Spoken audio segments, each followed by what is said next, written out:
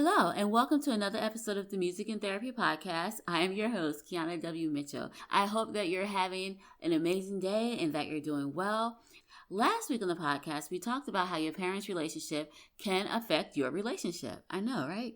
Here are some takeaways from last week's episode. Number 1, your parents' relationships can affect how you own your own romantic relationships. Think about it. So before your parents were your parents, they were a couple, they were in love. So if they were affectionate, it affects what you saw. So because you saw them being affectionate, or in some places you saw them not being affectionate, if you saw only the mother doing all the chores and the dad not doing anything or vice versa, regardless of how it was in your home, how stable it was or how unstable it was, what you see and what you saw as a child affected how you view relationships growing up. So therefore, how they own their relationship is how you're going to own your own relationship. What they did in their relationship, you're going to take some things away and do in your relationship.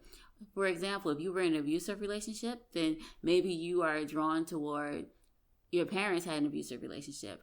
Or maybe if your parents' relationship was unstable, maybe yours might be unstable, but it's just because of the example that you saw and not because there's anything wrong with you. And those things can be changed because you can change how your relationship is. So if you know how your parents' relationship was, then you can definitely take some time, do some self-assessment, and change your own relationship.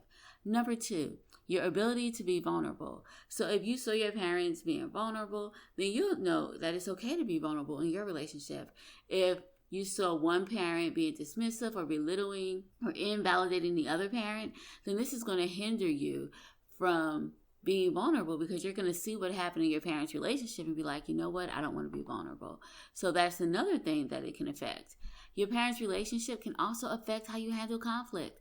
So if you did not see your parents handle conflict in a healthy way, then you're not going to handle conflict in a healthy way. And it's just because of the example that you saw. You never saw anyone handle conflict in a healthy way. So if that is the case, you will not handle conflict in a healthy way because you never saw it and it was not modeled for you. And finally, number 4, your parents' relationship can affect how you express emotions. Now, some people, they are good with emotions. They know how to express them, how to deal with them, how to feel them. But if you grew up in a home where people didn't feel their emotions, or you're taught to hide your emotions and not feel them and not let someone know you're upset or sad or how you're feeling, then in your own relationship, you're going to have major issues being able to be emotional and handle your emotions in a way that's conducive for a healthy relationship. You will not know how to express emotions.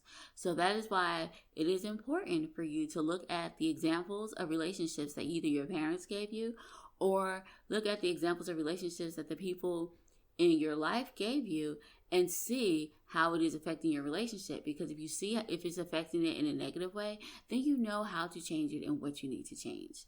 These are just a few takeaways from last week's episode of the podcast. But if you would like to learn more about how your parents' relationship can affect your marriage, then click on the link in the show notes to listen to last week's episode of the podcast.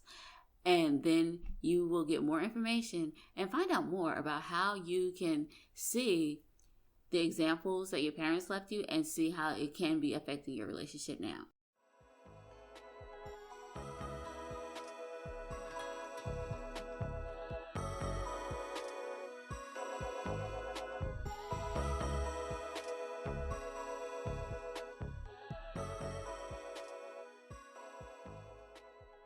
Today on the podcast, we are going to talk about 8 ways to take care of yourself and your body so that you can be the best version of yourself for your marriage and for you. Now, as we know, marriage is all about give and take. And sometimes it is hard to be who you need to be because you give so much. Like, I know sometimes I am tired, help work with the kids, doing work, cleaning, whatever it is you're doing. I know your days are busy like mine. My daughter's in cheerleaders, so at nights we're at her games. So it is a lot of things to do. So I don't always have time to schedule time out for myself or try to have self-care because I'm too busy doing all the things that I need to do. But this year I decided things were going to be different, and I am taking steps to make sure that I include self-care into my daily life. I'm making it a lifestyle and not just something I need to do, but I have determined I'm going to make self-care a lifestyle because it's not always easy. Life happens, things happen, and sometimes it's very hard to find time for yourself. So, in today's episode, we're going to discuss ways that you can take steps to be intentional about your self-care routine and also how to incorporate it into your daily lifestyle. So the first thing that I know that I have struggled with in the past was working out. Now, there are so many positive benefits about working out. Like, aside from losing weight, it helps your cardiovascular system. Working out helps you mentally as well. Like, there are literally a ton of things that working out can help you do. But it all requires you to be consistent. So what I have decided to do is to create a schedule that works best for me.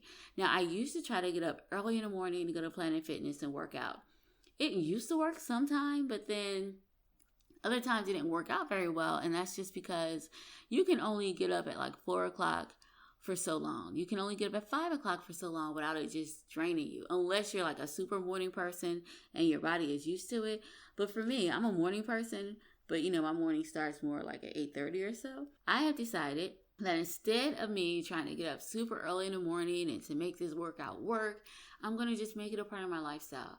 So I have decided instead to incorporate it around 1 o'clock in the afternoon, right before I have to go pick my kids up, because I leave early a lot anyway to go pick them up.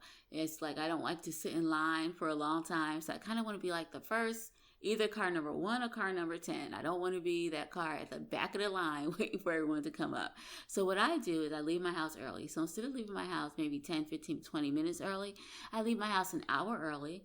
I go to the gym, I work out, and then I just go and pick them up. And this has worked for me. I have been able to do this consistently for the past month. So the whole thing is, don't try to do what people tell you to do about working out and how to incorporate it. Find a schedule that works for you. Try to avoid working out without any purpose or without any intent. So that just means if you want to work out, have a goal, because I know I'm a goal-oriented person. And a lot of times when we have goals and things we want to accomplish, we actually stick to these things. So have a goal, know what you want to accomplish, whether you want to work out for mental health reasons, or if you want to work out just to stay in shape, or if you want to lose some pandemic weight that we all have put on. Whatever it is, just make sure you do it for you. Create a schedule that works best for you, whether that workout is 3 days a week or 7 days a week or 2 days a week. Just be sure that you have the time to be able to participate in these workouts. Also, make sure that when you're doing it, you are consistent. So don't do it for a day and not do it again. Make sure you're consistent. So pick something that works for you. Even if you have to pick 1 day a week, or if you pick every day for 10 minutes, 15 minutes, just do something that is good for you and make sure it is something that works well in your schedule, because then you will definitely be able to keep up this routine and make it a lifestyle instead of just quote unquote something you have to do. Now, another thing you could try is trying to do yoga. Yoga is great for the body, and I see a lot of people who do it, and they all highly recommend yoga. I'm not good at yoga, but that doesn't mean you're not good at yoga. And so what you can do is just look around, see if there's any yoga studios in your area, find out if there's anyone who's teaching yoga, if this is something you're interested in.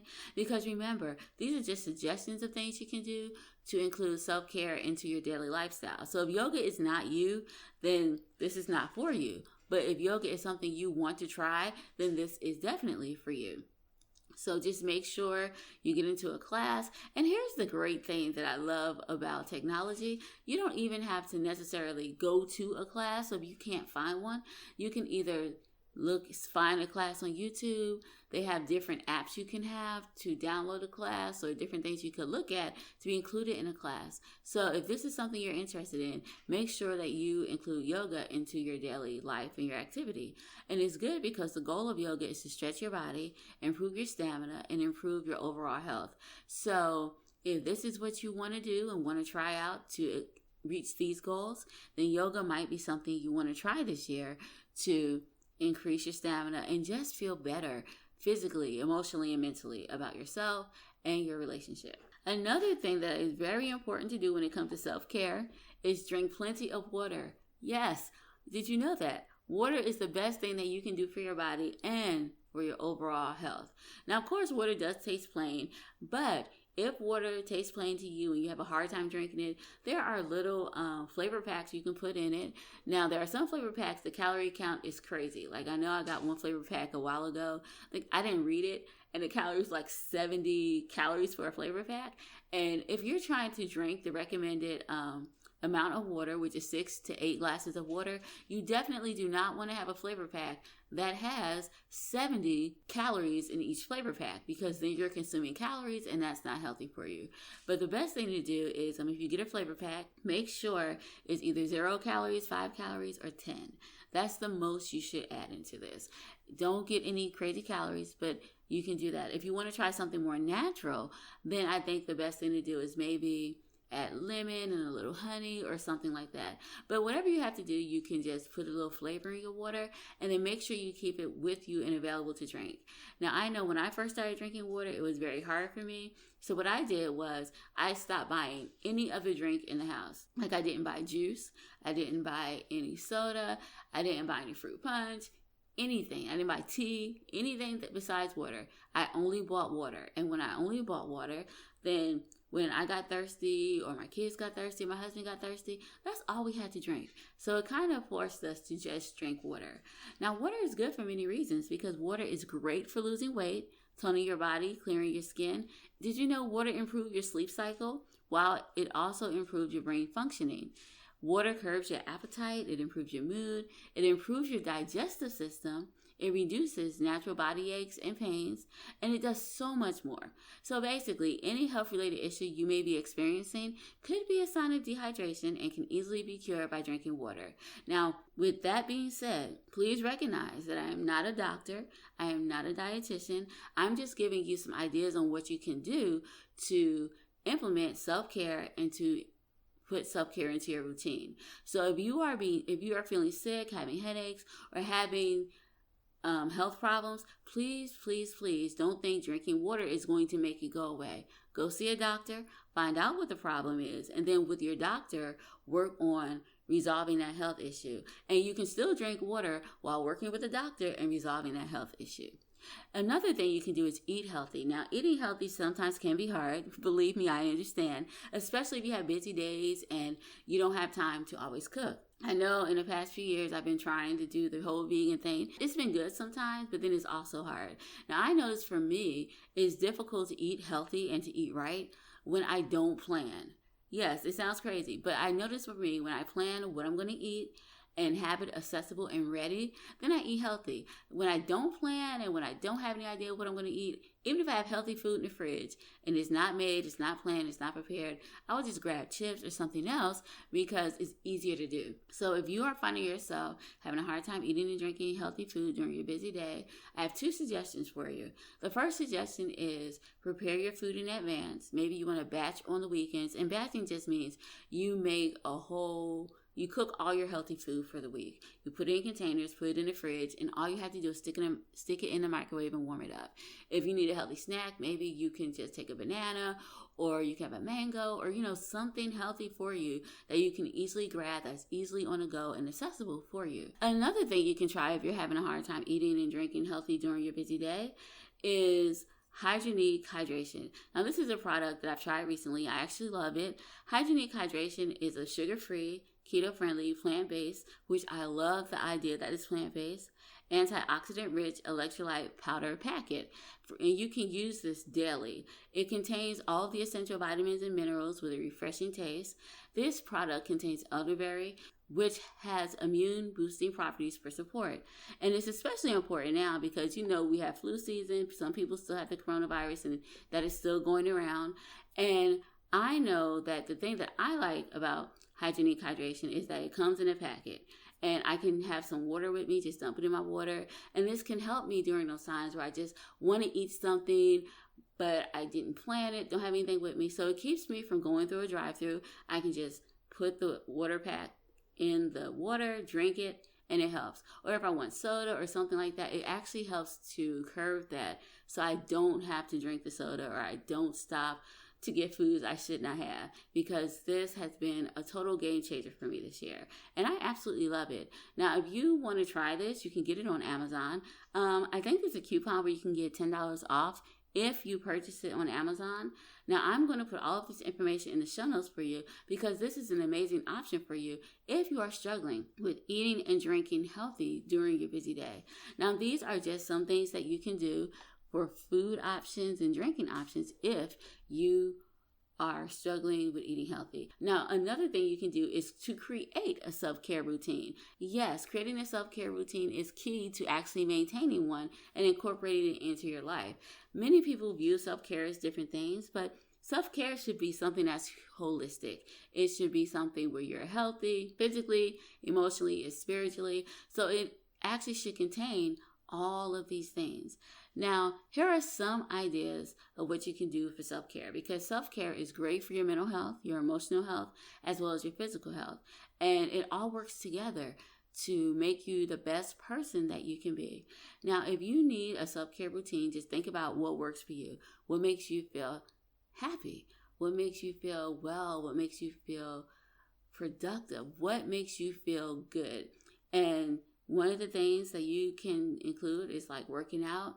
You can incorporate reading, spending time by yourself, relaxing, reading a book, eating healthy, drinking healthy, just doing all of these things.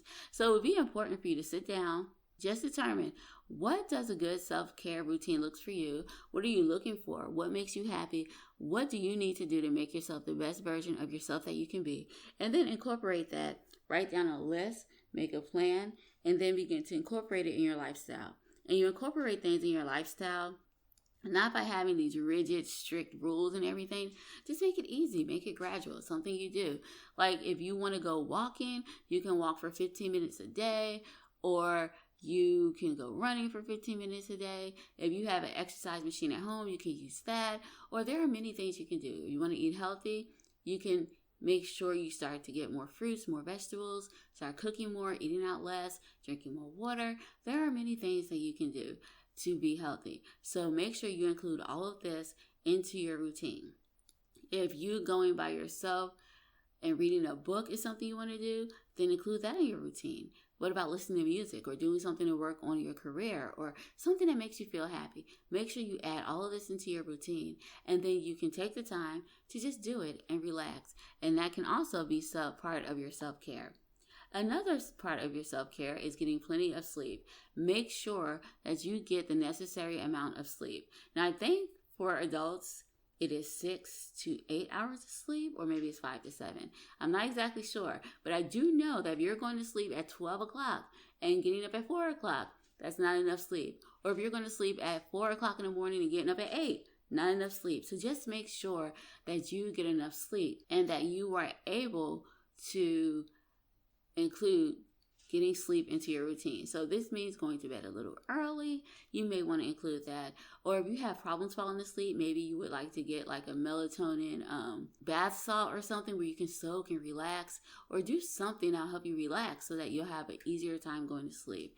And if you find that sleep is something that you're having a hard time doing, you may want to consult a doctor to find out why you're having a hard time going to sleep. But whatever you do, make sure you get enough rest, because when you have enough rest, it changes everything. Like rest will change how you feel in the morning, how you're able to do your work, even how you get along with your kids and your spouse. Just being able to have that sleep does something good for your body. So make sure you are able to get plenty of rest so that you can be the best you that you can be. Make sure that you stretch on a regular basis. This is also something you may want to incorporate, because stretching on a regular basis is not just good for your limbs, but it also helps your joint functioning, your flexibility, and keeping your muscles from getting tight. So try stretching on a regular basis, because this is helpful for you as well. And it's easy to stretch. You can stretch when you get up in the morning, or you can stretch in the middle of the day, or when you get up at work. If you have a sitting down job where you sit down all day, when you get up to go to lunch, or maybe use the restroom, you can stretch in between that time. Make sure you take time to stretch. And finally, make sure you take rest days. Yes, make sure you are not working 7 days straight. You cannot work 7 days straight and then just say, oh, I feel good, I feel fine, because you're going to experience burnout.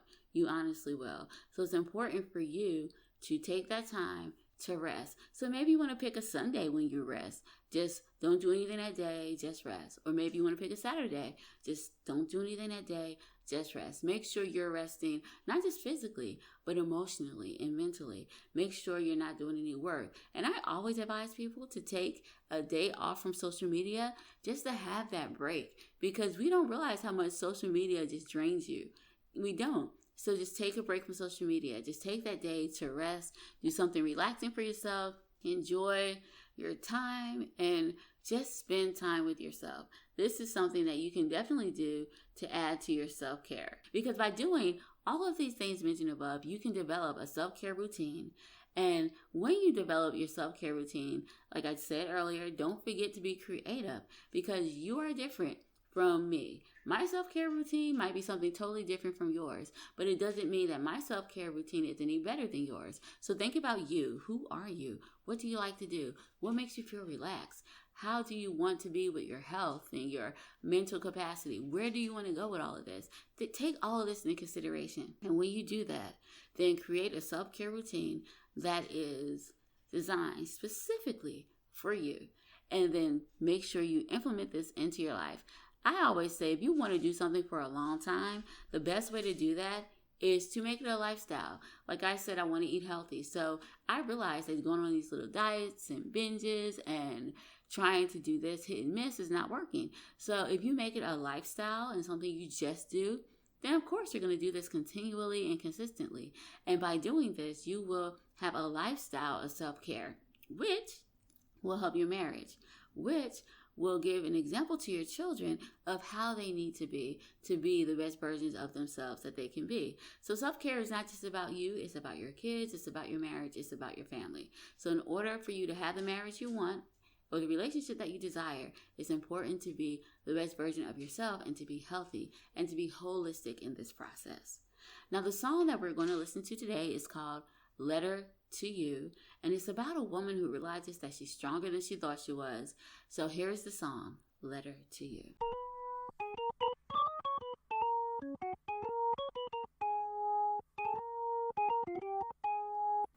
Remembering the time that I met you on a rainy afternoon. You seemed lost and a little confused. You didn't know what you should do. The rain mixed with the tears that were falling from your eyes. Oh, your emotions took me by surprise. I said, dry your eyes, it'll be alright. So I'm writing this letter to you, 'cause you made it through. Girl, you survived. You're stronger than you think you are. You've come so far, just be who you are. It took her some time to stop crying. I sat and watched her sobbing.